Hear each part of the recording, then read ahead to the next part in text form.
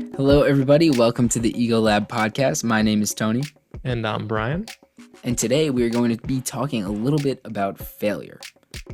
In today's episode, we discussed letting go of the stigma associated with failure, why it's important to separate failures from your identity, how to create a personal society with the people who share your values, finding silver linings in every challenge, and the benefits of having an accountability buddy.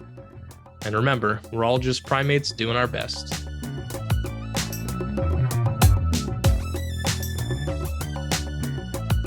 Brian, why don't we talk a little bit about the stigma around failure and some of the effects that can have on people?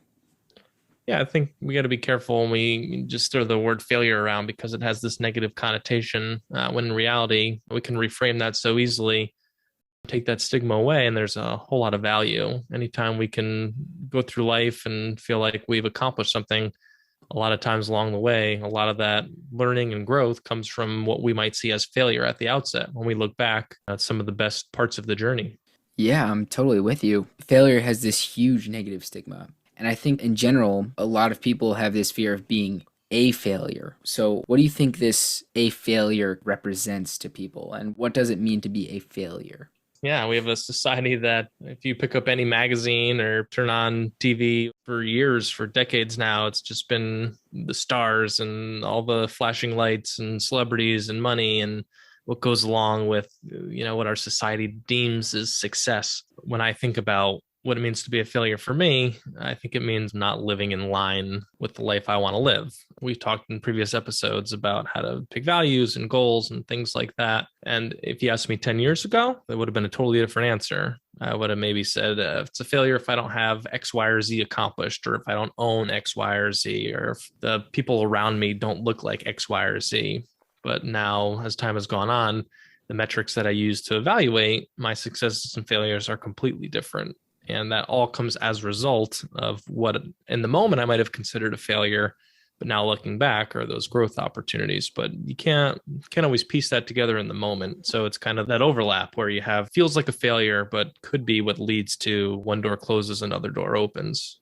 Very true. I mean, there's a lot of benefits of failure that we will definitely touch more on later in the episode. I think it's important to consider and accept the stigma that exists around failure and society's expectations of success. Yeah, man, when we look at all these messages we're talking about is the stories in our head that come out. And where did a lot of these stories come from? Well, they come from our society. If you walk down the street, you're going to see advertisements for all different kinds of things, and those are going to target your insecurities and make you want to feel a certain way. And the goal of marketing, you're a marketing guy, right? Like the goal is to create a need and then find a way to help somebody fill it with your product. So we have the society now for 50, 100 years where marketing is really ramped up, and second by second, if you're on social media, there's a new ad or a new experience that comes along, and that's shaping the stories in your head and the reality that you shape for yourself. When people are surrounded by these stories and all these advertisements and social media, it's hard not to comparing mind this frame around you that's painting this picture of what your life should look like. And it's hard to focus on the benefits of that failure when you're looking around you at your society.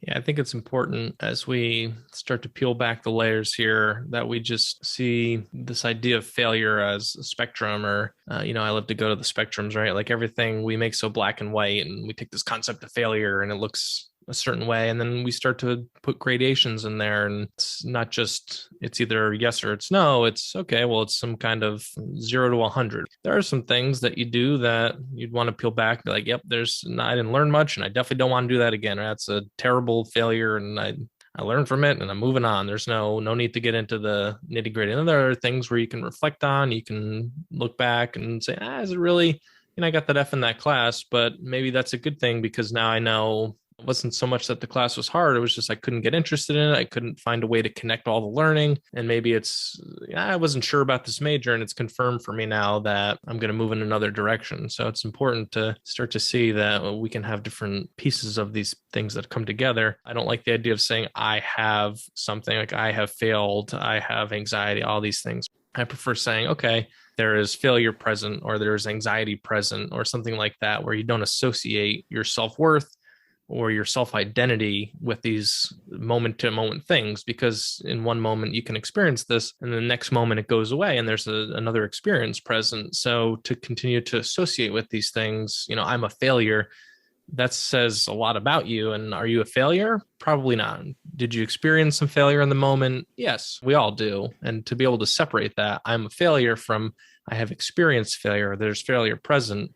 That's something that for me has been a game changer, just shifting out of the perspective. I love that, Brian. That's a great point.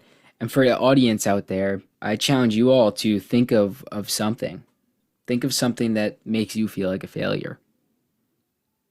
Take a second and really consider. I know this could be a deep question and tough to confront, but take a second to think of something that makes you feel like a failure.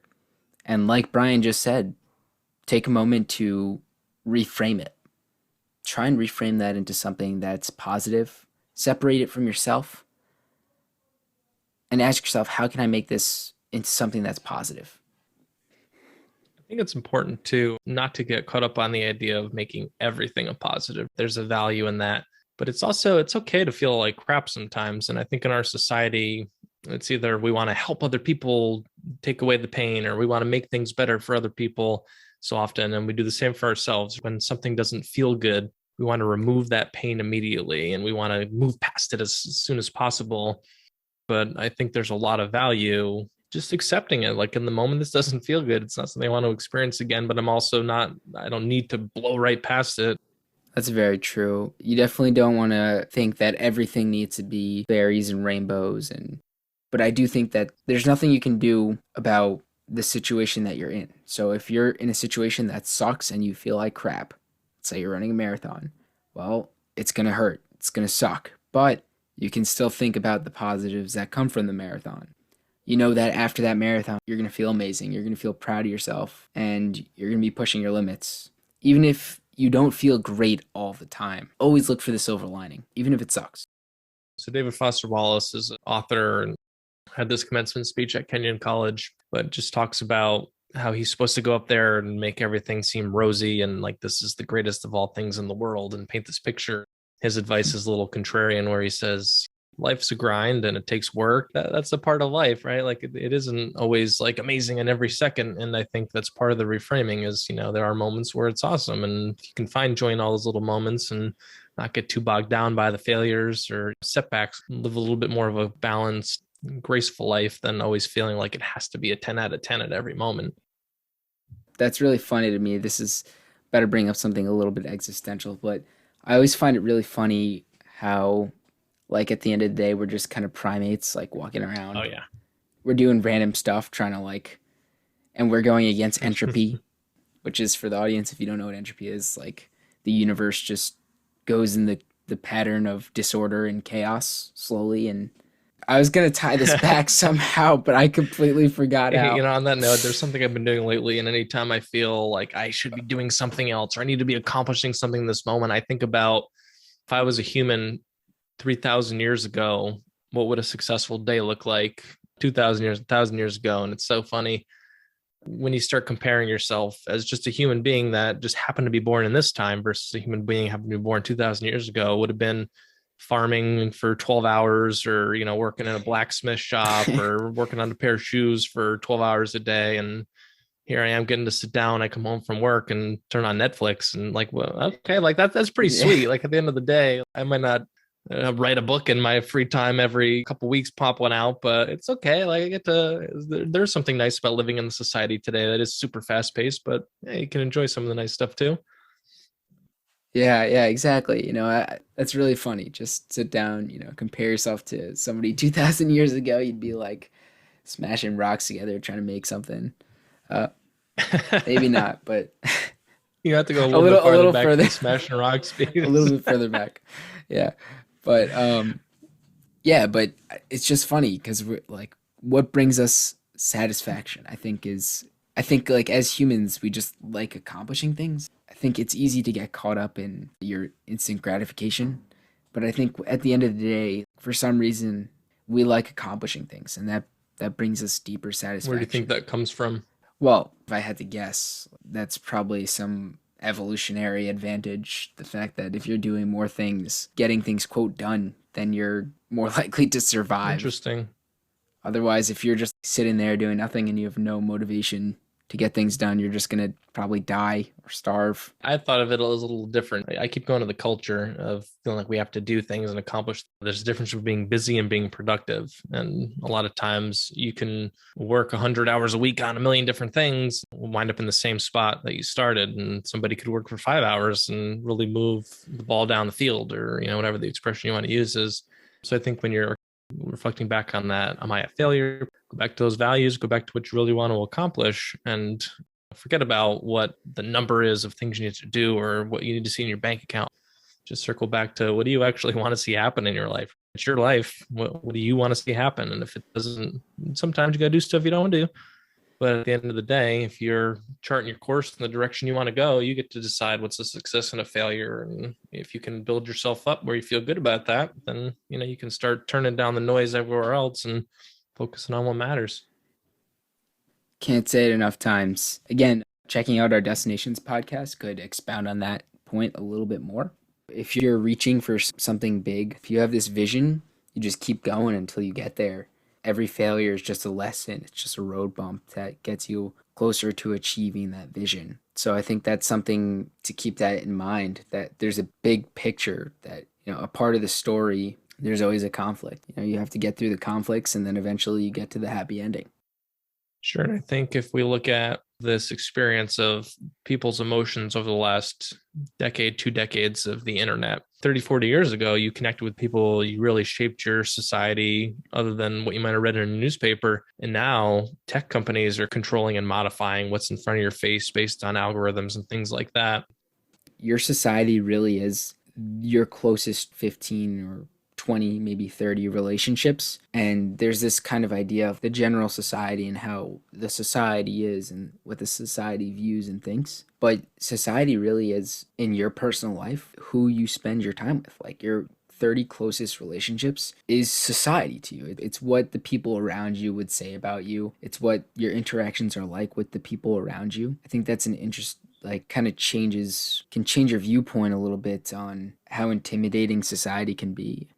So you do have to be deliberate. You talk about what it means to be a failure amongst my society, who you allow to be a part of your society, like you said, and to be cognizant of all the factors and all the inputs that you're getting that stuff. And yeah, it's harder now than ever, I guess, is my point, to create that tight society and surround yourself with people, given all the factors that have just popped up over the last 2 decades. Yeah, that's great. That's a great point.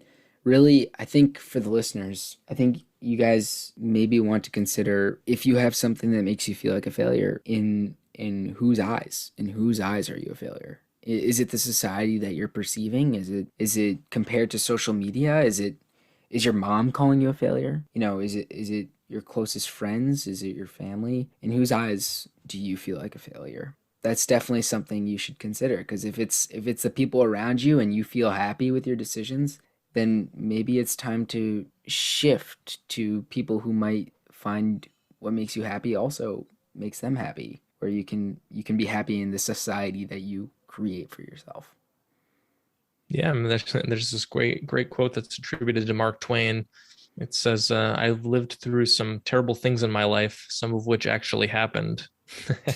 Again, we create these stories and all these experiences in our head, and most of them, are all up here in our head. And having surrounded yourself with the right people and having that right perspective, that is the name of the game here with identifying failures or perspectives or anything like that.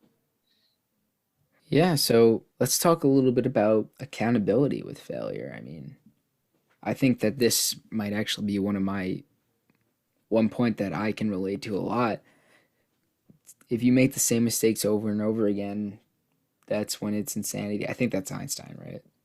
The definition of insanity is repeating the same behavior with expecting a different Yeah, outcome. exactly. So I think accountability is a great way to help make sure that you get out of that rut. Just putting it out there. You're like, you know what? I sleep in every single day. I need to wake up at 9 o'clock, but I always wake up at 9:30 and I'm late to class. Maybe you have a roommate, or maybe you have a brother, or maybe your mom or dad. You could say, "Hey, I'm waking up at this time every day. Just throw the water in my face and make sure that I'm up. It doesn't matter how late I went to bed. Throw the water in my face. Wake me up at 9 o'clock, and hold me accountable to what I say I'm gonna do." And I think that's just one example. This can be used in a lot of ways. So let's say you want to be a happier person. If you go out and tell all your friends, from now on, I'm going to stop being as sad. I'm going to bring a little more energy to the group dynamic.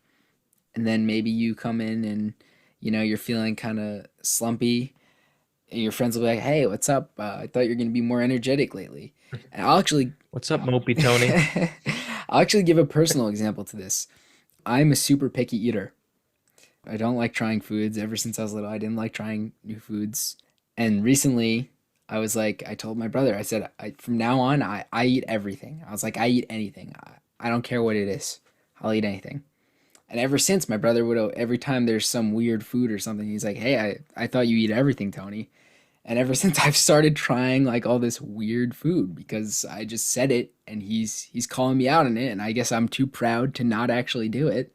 So I do. And I think that's just one funny example of how I ended up eating like the calamari tails or whatever, I don't know. Calamari fins. I think you got two pieces there that we've already talked about that are huge. One is the idea of accountability partners, and then the other is the idea of your identity, right? You were very specific in what you said at first of now I'm somebody who eats everything, and you've changed your identity where before you associated Tony as the type of guy who does X. And now in your mind, the program or the story is now Tony is the type of guy who does Y. And that goes a long way. Yeah, it really does. I think that this is something you can just change. I think you can really just shift who you are or who you would like to be. And I know, Brian, you're a huge fan of writing down your values, you know? Who do you want to be? Like who is your ideal person? If you want to be generous, let's say, well, hold yourself accountable to it. The next time you go to the store, be generous, you give a couple extra dollars when you buy something. Give a nice extra tip when you're tipping, and then eventually you'll believe yourself to be generous and be more generous. And then that's something you could actually put into fruition just by holding yourself accountable to that. Yeah, there's a lot of great tools out there when you talk about writing things down. You can just go on Amazon and type in, guided journals, and you'll find a million different things that'll help you with these experiences, either day to day or it'll just be a workbook. You can literally change some of the ways you think about things from mental health professionals, from people who just have experience in coaching, whatever it might be. And they write these books, and you can go and you can take it from start to finish and just have this experience of going through and changing the way you look at the world. Yeah, I mean, we also do have worksheets coming soon to the Ego Lab website. Okay, Brian, shifting directions one more time here. Is failing in public different from failing in private? Definitely, for most people, failing in public is different than failing in private for sure. As social creatures, you talked before about, we're all just apes walking around here. The idea of being in a tribe, being in a community, what does it mean? Where's my status here? If I fail, does that drop me down in the tribe? Yeah, anytime that you fail in front of a group, it's going to be a different dynamic. You're going to have different factors in play there for sure. I think if you're maybe on a team, taking a risk in public might be different, or compare that to being on your own and taking a risk. That could be a totally different dynamic if there's an audience there to kind of witness the result. Yeah, I think this ties in well with accountability. If you're in public, there's a lot more accountability for your actions. More people to view it. Let's say you make a big mistake in public, you could lose your job. Who knows? It's a possibility. In private, there's no accountability. So maybe there's no consequences. Maybe you just justify it in your mind. It's like, one more piece of cake. I had a good exercise today. I worked out. I deserve it. Versus maybe in public, you wouldn't want to eat that cake because you're afraid of what people would think of you. There's more accountability with more people and less when you're by yourself. Is there a way to find a balance there, Brian? Yeah, I think you got to decouple the two different pieces there, right? There's a social piece, and then there's the actual what you're trying to accomplish piece. And if you can decouple the idea of the reactions after, right, you can take those in two separate things. I'm going to try whatever it might be, and then I'm going to evaluate whether that was a success or a failure in my book. And then there's the reaction that comes from the crowd after, and then I'm going to evaluate how I feel about that after. Could you expand a little bit on decoupling the process and the reaction? Yeah, it's decoupling the actual event from the reaction. Okay. So if I wanted to create a podcast, we could say, have we sat down? Have we created a podcast? Yes. And then we can talk about the reaction publicly or within our groups of friends. Are we getting, is everyone saying, oh, you're doing a great job, keep it up, or, all these things, or all these messages, whatever it might be. That's just completely different from, do we feel like as we sit here and record this, that we're pursuing what we want to pursue? All right, Tony, let's finish up here. Why don't you give me one tool that you use when you think about failure? All right. I think that my number one tool is going to be finding an accountability buddy who's going to help you stay accountable to what you're looking to achieve and call you out when you make quote unquote mistakes. Love it. Love it. My tool is going to be the comfort zone challenge. I'm going to encourage everyone to just push their comfort zone, try something with the expectation that you might fail. So instead of going into it that I need to succeed in whatever I'm going to do, try to switch it up. Try to say, I'm just going to go into this. Failure is almost more likely than success, but I'm still going to go for it anyway. And the more times you do that, the more desensitized you'll get to failure. You'll change your perspective, and eventually you'll have more wins than losses, hopefully. I love it. I'm actually going to try that, Brian. I love that tip. I will use it and I will let you know how it goes. Can't wait to hear. All right, let's hit the recap. In today's episode, we discussed letting go of the stigma associated with failure, why it's important to separate failures from your identity, how to create a personal society with the people who share your values, finding silver linings in every challenge, and the benefits of having an accountability buddy. And remember, we're all just primates doing our best.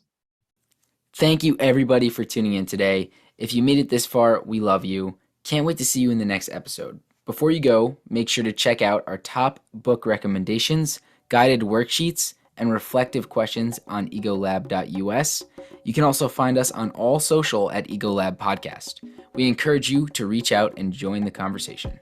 If you find some value in any of these resources that we spent hours building for you, a 5-star review for this podcast would be much appreciated. See you all on the next one.